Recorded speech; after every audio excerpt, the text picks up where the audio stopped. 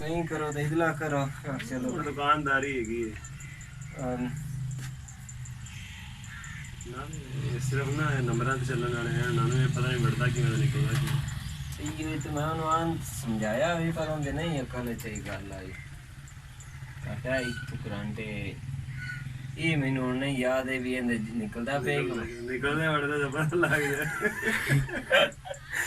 क्या ब्रेकरा में रोकना है मीटर शीटर दी बना पता लग गया भी जेड़ा है उतली छुट्टी है नाल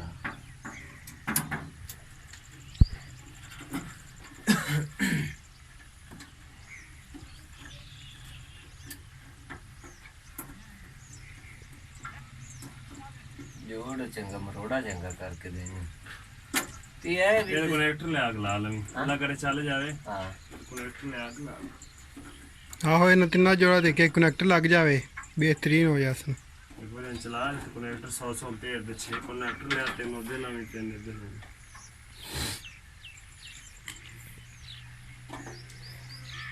थोड़ी ढीली कर लेना जोड़ने तो मोड़ो ना दोबारा ऐड कर से ना तो काम सौदी हो जाए क्या है ये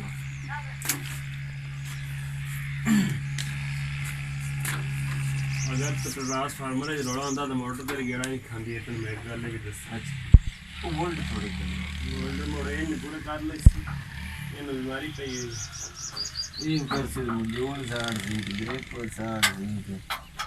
बिजली है थोड़े को बड़ी घट वाल थोड़े को की हर पास से घट है अच्छा अंधेरा हो गया ओली साइड पे ना हाइट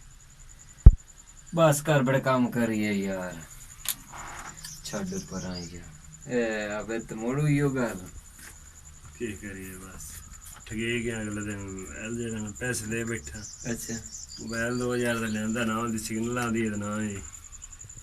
आवाज साफ आती है वो मैं हटा दिता मैं को बदल के देने भाई ये सही करा के दे मैं चल करा चलो कोशिश कर सही कोनी की कोई नहीं सही है मेरे वास्ते तार को सही है तो 50 वोल्ट अब बताना है बस 100 बता या ना चलनी नहीं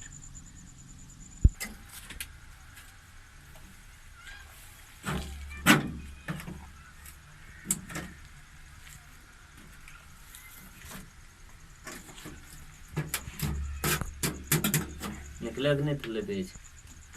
ये चाहिए तार है तार सब बनाओ गलती